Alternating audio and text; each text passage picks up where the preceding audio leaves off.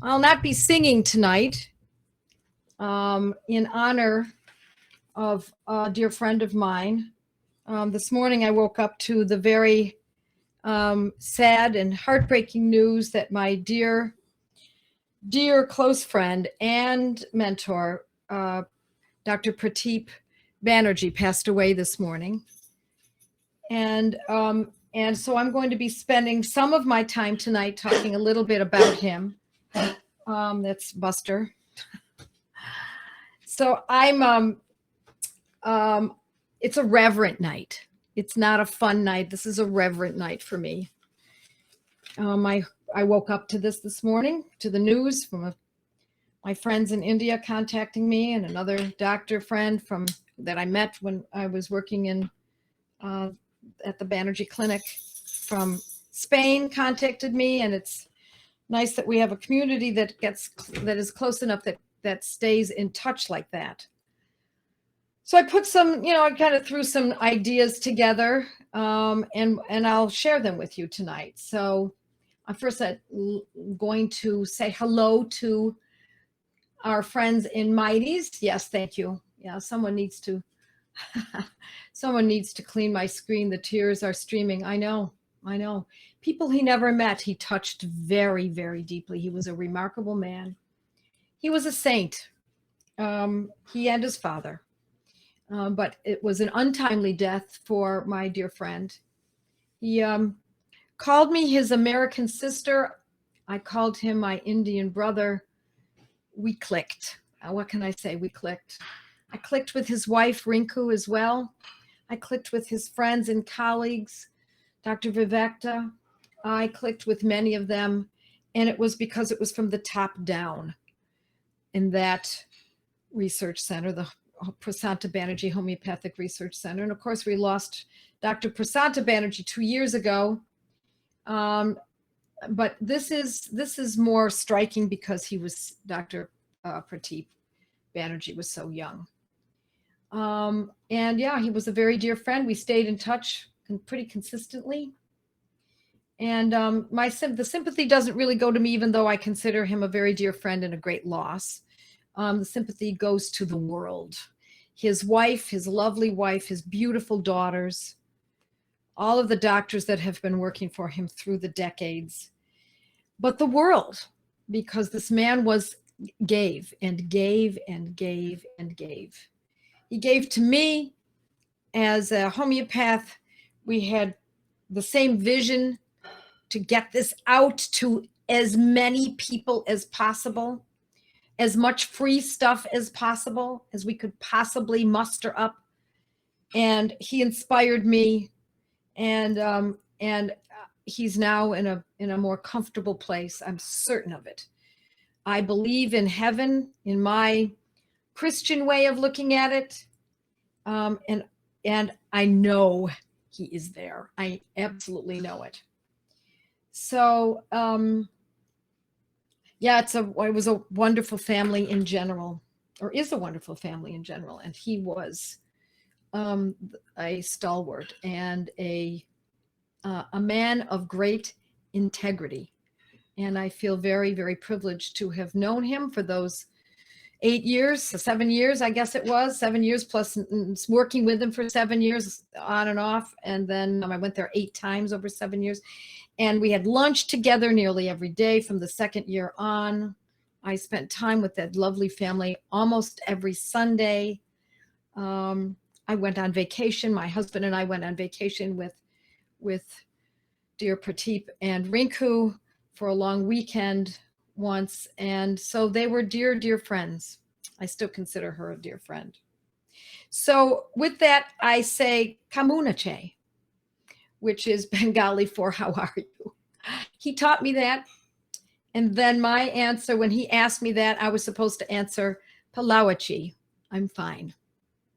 And so I really am fine. It's sad, but I want to be reverent tonight. This is not a playful night. It's a reverent night. So I know that I planned on talking about a remedy, and I promise that I will do that. And since I don't have a study group tonight, a gateway study group, I can go a little bit over. so I can be sure to teach you what I had planned on teaching you in spite of this 6-minute soliloquy on my friend. But I put together some Prateep-isms, as I called them. I have many of them. And, but I had to go through my notes, and I came up with just a few.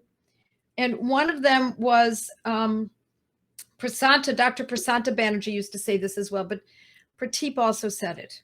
He used to say to the patients, take it in your stride. I'm going to move my microphone a little closer. Take it in your stride, dear patient. And for me, dear client, dear student, don't take your illness too seriously.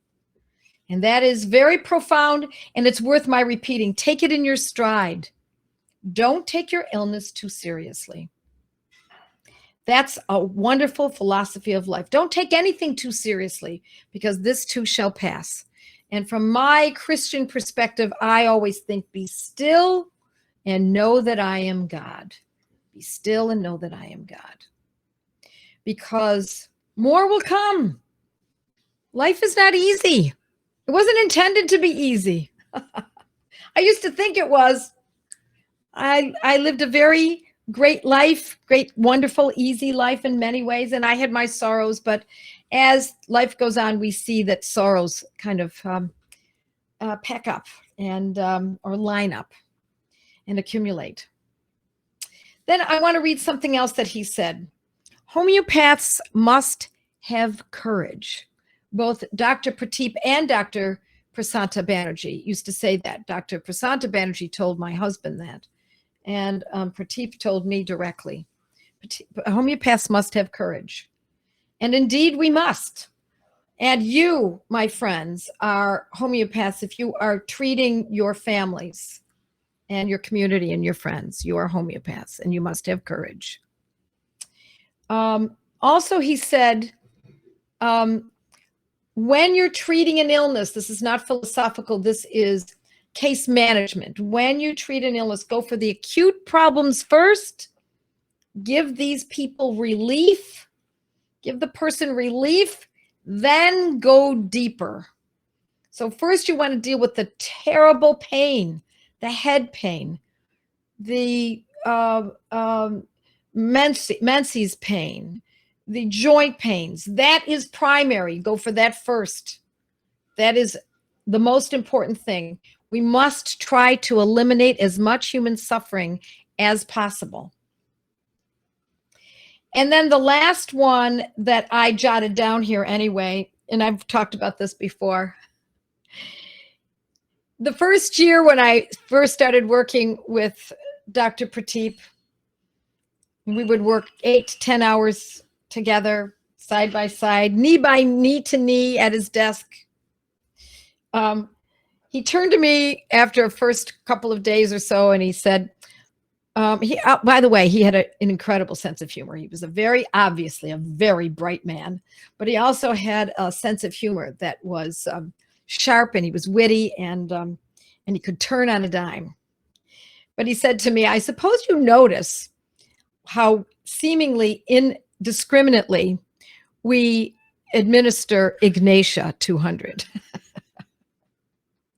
And I said, as a matter of fact, I have kind of noticed how frequently you use Ignatia.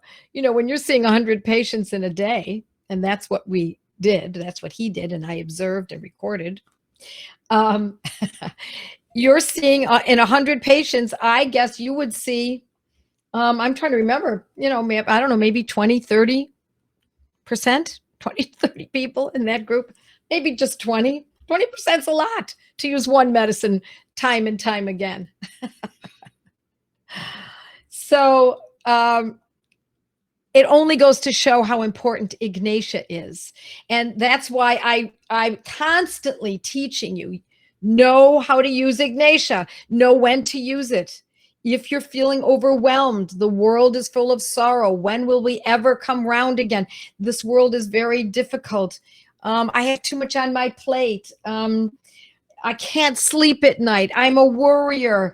I think about things too much.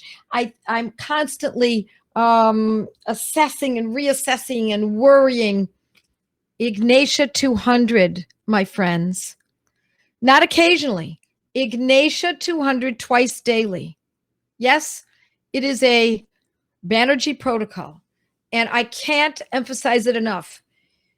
Every day when I meet with my clients, I almost always discuss Ignatia 200 with them, especially right now in this past year. All the more. Businesses lost, mass confusion. What are we up against?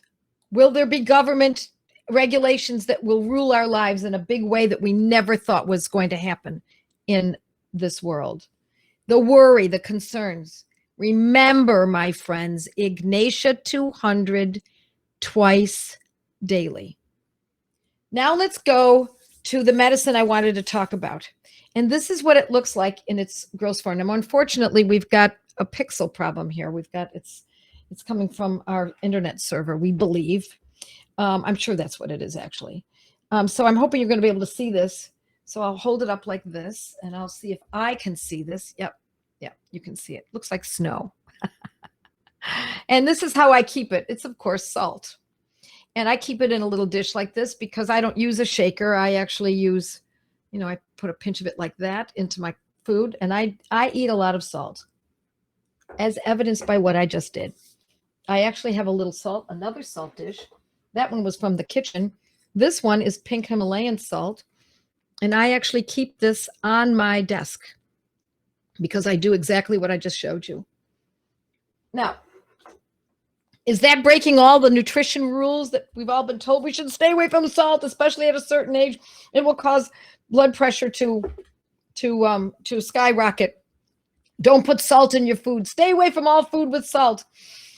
I'm afraid I disagree. We should take salt to taste. And in its gross form, it has helped me maintain my weight. How does that help? Well, I put a large amount of salt to taste so that my hot water, or sometimes bone stock, or sometimes tea, and I actually put salt in my coffee. I put salt in everything because I desire it and because it makes me feel good. But when I'm trying not to eat so much and I fast, let's say I fast for, 20 hours, or sometimes I've actually been known to fast for 6 full days and all I've had is salt and water. Sometimes I'll use electrolytes in general, but there's always salt in electrolytes as well. So I will put about a half a teaspoon in my cup, depending on how, if it's a actual cup of water, hot water, or my bone stock, and that will curb my appetite. You want to know another way to do it? Add butter to that. Salt and fat will ruin the desire to eat too much. So I'm going to repeat that. Salt and fat. Not any fat, not Crisco, not Mazola, not canola, not Motorola, not made up names, real fat. Butter, lard, tallow, bacon fat. Yes, skin of the chicken fat, those schmaltz, as they say in Yiddish. We want the animal fats and the saturated fats. And salt will curb your appetite. So if you have salt and in warm water with some butter in it, a tablespoon of butter in your hot water, it's not only very comforting, especially at this time of year, and I'm in Florida now and it's cool and it feels good to drink something warm. You put that in there, and I will bet you will not have breakfast. And I will bet if you have a second cup, you won't have lunch. And I will bet that at 3 o'clock, when you're craving something carby or sweet, or you can't wait till that 5:30, 6 o'clock, 7 o'clock dinner, you have another cup of that. And my guess is you, my friends, will be able to hold back. Yes, Celtic sea salt. I used to be a member of it was called the Salt Society. I can't remember or it was the Celtic Salt Society, because you couldn't find Celtic salt. I actually ordered it. There was no online when I used to order. I used to order it through the mail some, 30 years ago or something. So I've been on to good quality salt for a long time. Himalayan pink salt. Be careful. Don't buy any old Himalayan pink salt or pink salt. There are dyes in salts now because they've caught up to that. So you have to be careful that these are true salts. So know your salts. So Himalayan, true Himalayan, Celtic salt, Redmond salt. Those are all good salts as far as I'm concerned. So now what does this have to do with homeopathy, right?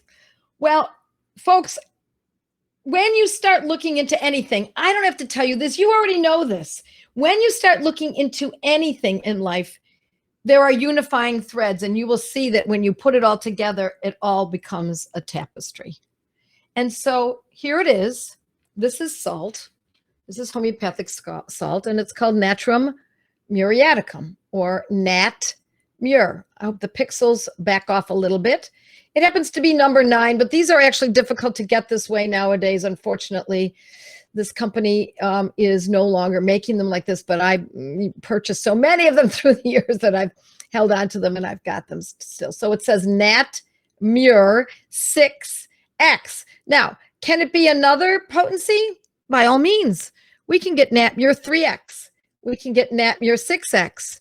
We can get it 30X, 200X. We can get it in C's, 3C, 6C, 12C, 30C, 200C, etc. We can get these in all the potencies that are the most commonly found in homeopathy. So let me read to you from my Materia Medica. Here we go, shall we? We'll start reading from here. And I'll be reading, if you're interested in this Materia Medica, you can certainly get it on my site, joe@calabrese.com, but you can use any Materia Medica you like. Materia Medicas, homeopathic Materia Medicas, I've never seen a bad one. I find them all to be quite valuable. So anyone you use, and as I always say, Dr. James Tyler Kent's Materia Medica is for free online. And I understand somebody told me they thought Boraki was also online for free. And I'm looking over here because I actually use this Boraki. Hold on one second. I'm going to dip out of sight and I'm going to pull this up. I like this one too, more extensive. And as a matter of fact, I've had this book. I've had this author, Dr. Oscar Boraki, for many years. And then I just got a new version. It was just given to me as a gift.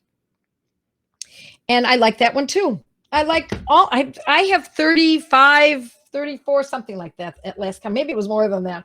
I've lost count. Materia Medicas, all different authors. I love them all. And I use many of them. So I'm going to read from my Materia Medica right now. And Natrum muriaticum, or Nat Mur, is a chloride of sodium, and it is a salt water distribution center of sorts. That's how it works. This is one of my favorite remedies for the onset of a cold. Onset, not a ripened cold, onset. Bam, first sneeze. Oh, it feels like I'm catching a cold. Bam, Nat Mur 6X. That first sneeze. Look, I don't want you running to take remedies constantly. I want you to take your illness in stride, just like my dear friend Prateep said. But I also want you to know that when everyone else around you is sick and you know it's forthcoming, you get that first sneeze, keep that in your purse. Keep it in the kitchen. Keep it in your apron pocket. I know that sounds old-fashioned. I'm sorry. I unapologetically will tell you, I believe that women are great in the kitchen. What can I say? I think that's a great place for women to be. And I think it is a great foundation. Excuse me for being parenthetic right now, but I think it is one of the reasons our society is having such a hard time is because women have been convinced that they don't belong in the kitchen. I'm sorry. I believe I belong in the kitchen, especially when I was raising my babies and into adulthood. And then when my parents needed me, I was back in the kitchen with them right by my side, taking care of them. It's a great room for women to spend a lot of time in. So I'll continue reading. Nat Mur, take 6X taken every 15 minutes. or so at the arrival of such symptoms, the sneezing. It will often stop a cold in its tracks. I hope that you are able to hear me. I know the pixeling is horrible, so please excuse me. But at least if you can hear me, that's good. So if the mucus that is coming from that cold is colored, too late. We're done. Nat Mur is probably not going to help. Now we're on to different medicines. That's why you want to get it before it starts to ripen. And then once that happens, it doesn't mean you're doomed. Now you go to the next, according to the symptoms, the next remedy. Nat Mur is not generally the one. It needs to have clear mucus. So that's what's going to make your decision. If you keep this medicine in your apron pocket, if you keep it in your purse, or you keep it in the car, if this comes on, Mommy, I don't feel so well, chew Nat Mur every 15 minutes. All righty. So, okay, I want to make sure that I cover the most important things here. Natrum muriaticum is known for a lot of psychological issues. And so some people say that it is the chronic, and this is what I learned in classical homeopathy, that it is the chronic of Ignatia. So, for example, Ignatia is new grief, new sadness, just got it, brand new, dog died, I'm grieving, Ignatia 200. But let's say the dog died last year, then the cat died, then your dear mentor and friend and colleague died, and now it's accumulating, and there are lots of griefs. Now we're supposed to go to Nat Mur. I beg to differ. I do not see that working that way. I'm not going to tell you it never works that way, but I'm going to dispel something that I find is not as clear-cut as Ignatia 200 twice a day. Now, I'm also not going to tell you that Ignatia 200 is the only medicine we can use for these sufferings. So you listen to my last week's event, and I went through all of the psychological events for all the sadness and anxiety and fear that people are experiencing now, and you'll get a better picture. And that's just the tip of the iceberg, my friends, but they are the main ones. So I'm going to tell you, Nat Mur is great for someone who has long-standing griefs, for whom Ignatia does not act, certainly. But I almost always, unless it's absolutely screaming Nat Mur to me on other levels, in other words, fleshing out the picture of what Nat Mur is capable of doing in our materia medica, that I would even consider going to Nat Mur. It would have to be a screaming picture for me. Okay. Nat Mur is also a very good medicine for certain kinds of headaches, especially migraines, when there's a great sensitivity to light. Now, let me also tell you, that's not uncommon. That's exactly how these migraine headaches often present, is with that sensitivity to light. So it's not the only one, but you do want to kind of look at that possibility. And there's worse from reading, from light, from the sun. Many times, one of the keynotes I'm reading again, besides watery mucus, is a craving for salty foods, and especially a desire for bread and butter. Well, look, hey, I don't want to say anything, but is there anyone here who doesn't like bread and butter? So I'm not giving that an awful lot of value there.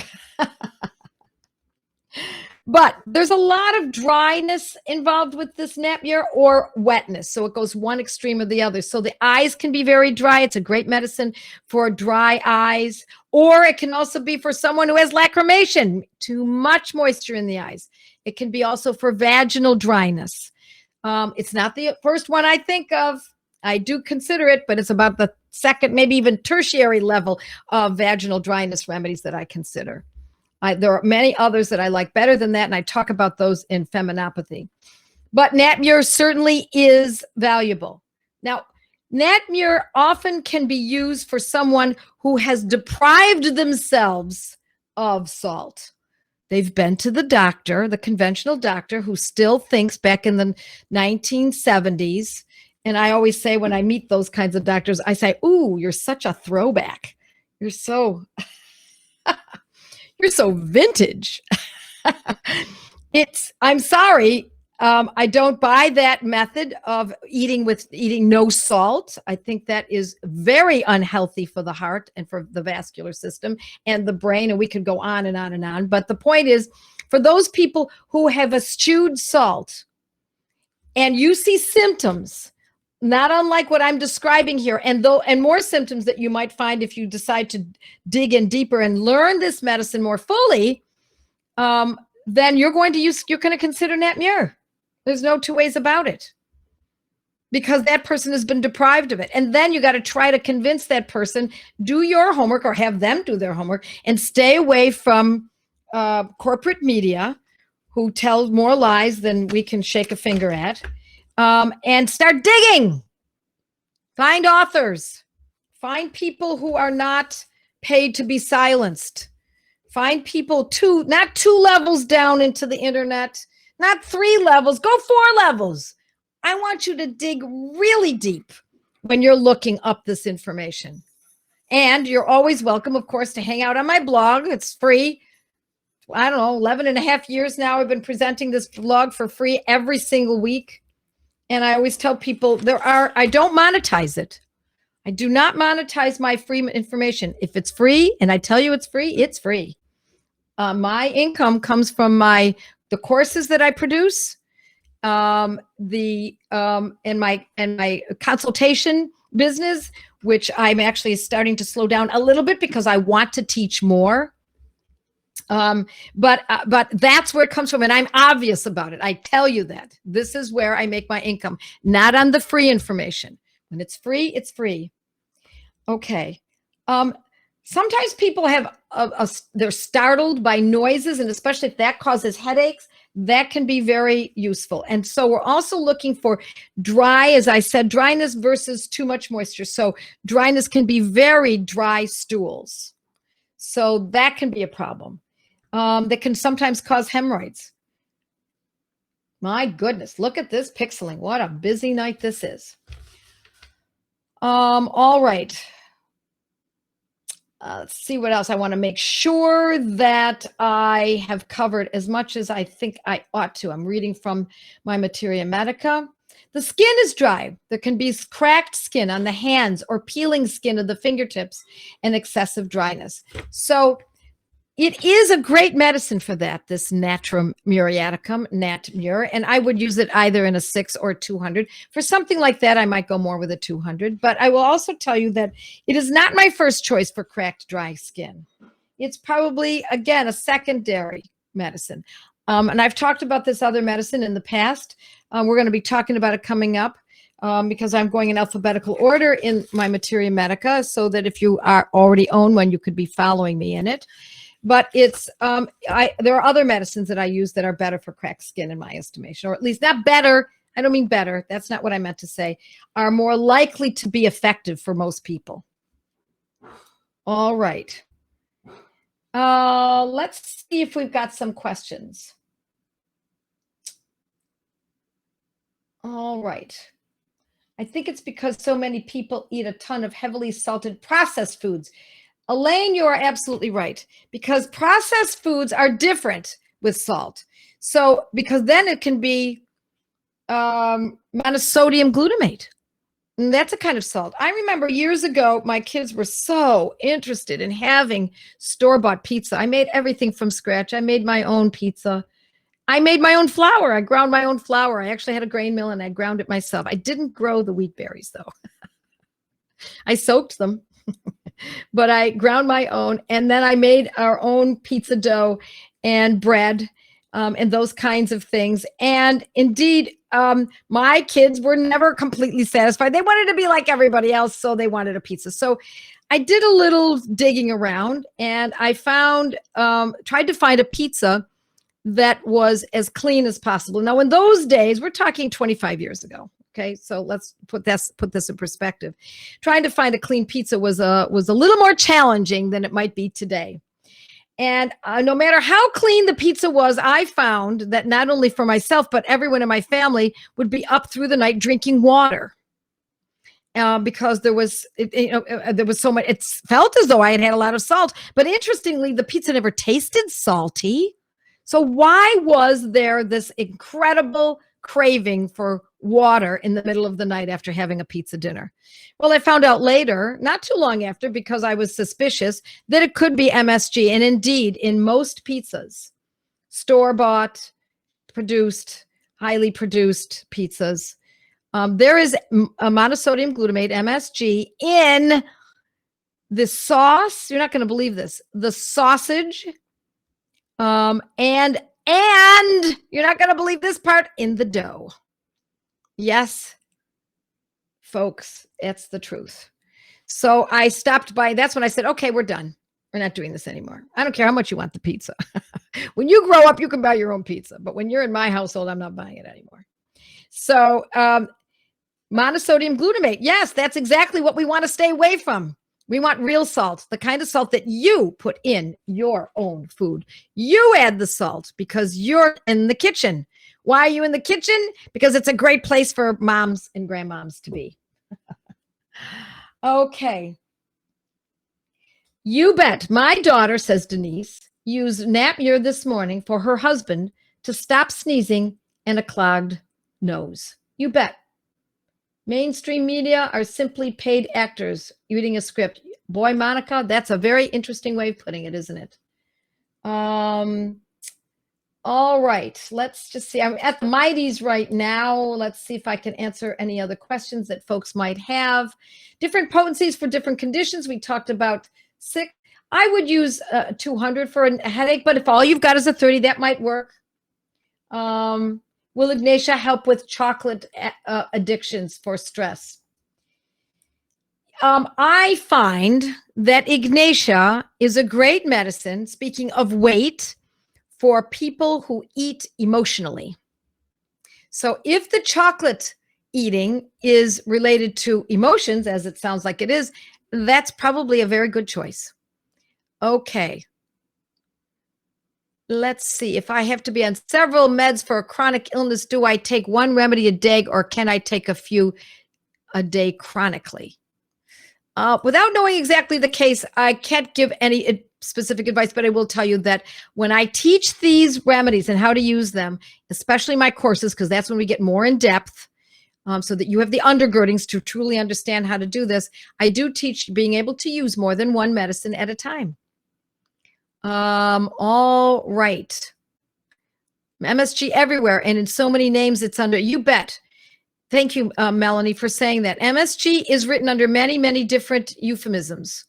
I'm trying to think of what some of them are. I bet you're going to come up with them now. Soy protein isolate is one. Natural flavors is another. You bet. Yes, cooking is my love language. Oh, Kathy. Who loves Kathy Diaz? Joette loves Kathy Diaz. Okay, here's Liberty Veritas. It's usually 200 twice a day. Yeah, usually, well, if we're talking about headaches, yeah. Or no, I guess what we're talking about, the 200, yeah, would be headaches, and also for long-term grief.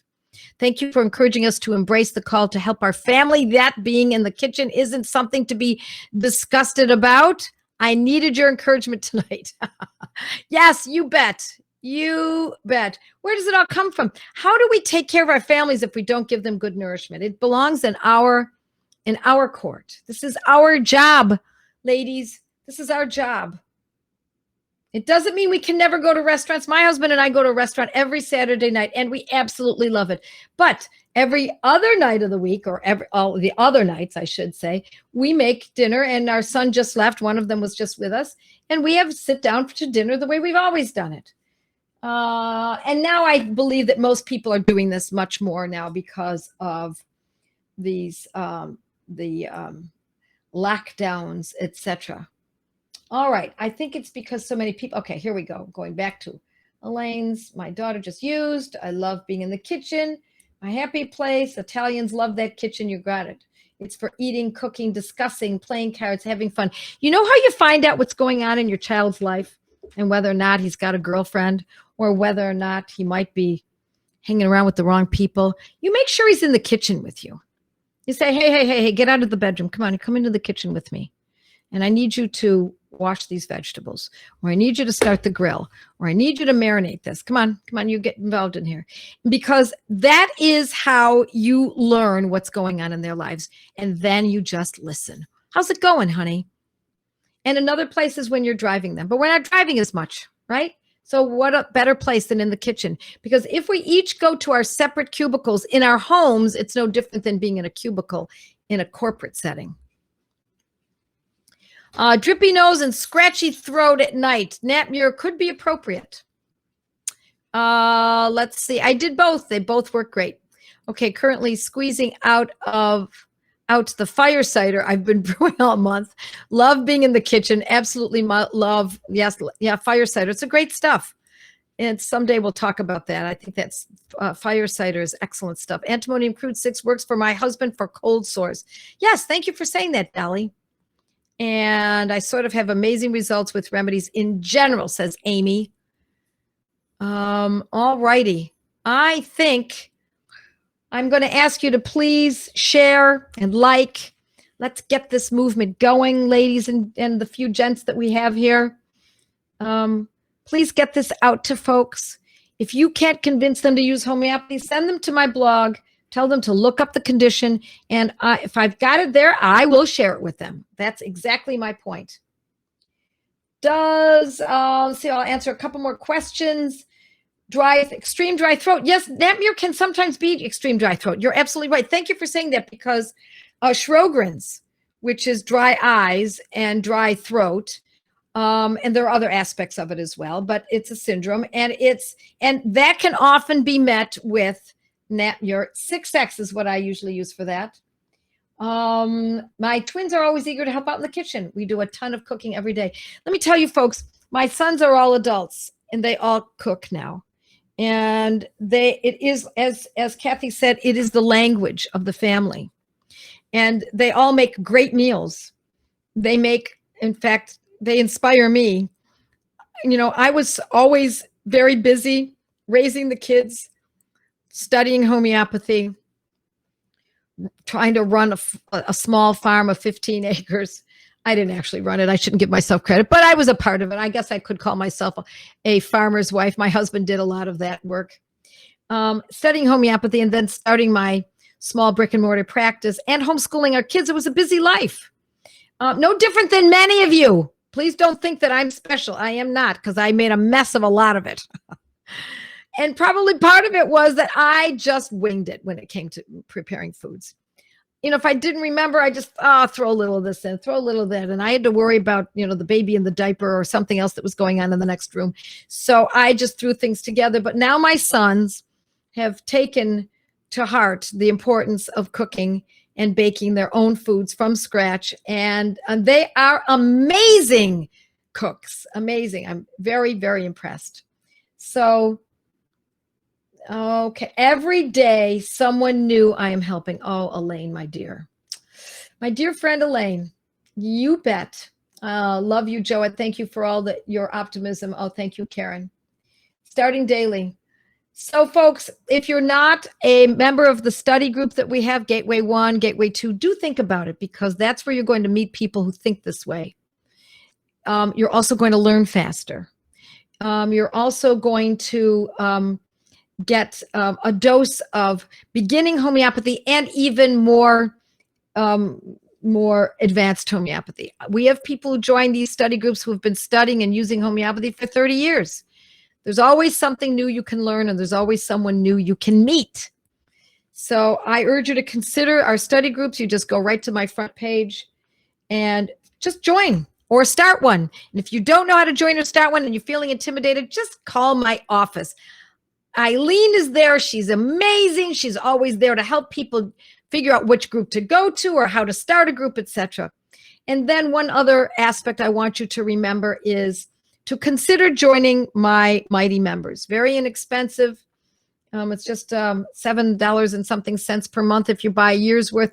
And that's where I share information that I don't readily share on the internet. And as Facebook and these platforms become more difficult to get real information out onto, those platforms are going to be the only ones left.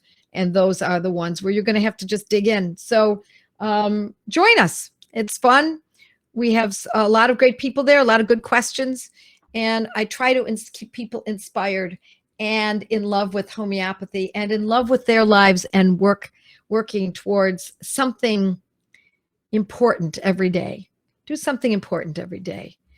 Find valuable work. I don't think I really have to tell you folks this because I know who you are. I see your names. Some of you I know personally. Others, I just see you here every week. And so with that, I'm going to tell you all, God bless all of you. Mwah. You are a joy in my life. And whatever your religion is, please pray for my dear friend's soul, Prateep Banerjee. May he rest in peace. And God bless all of you. Bye now.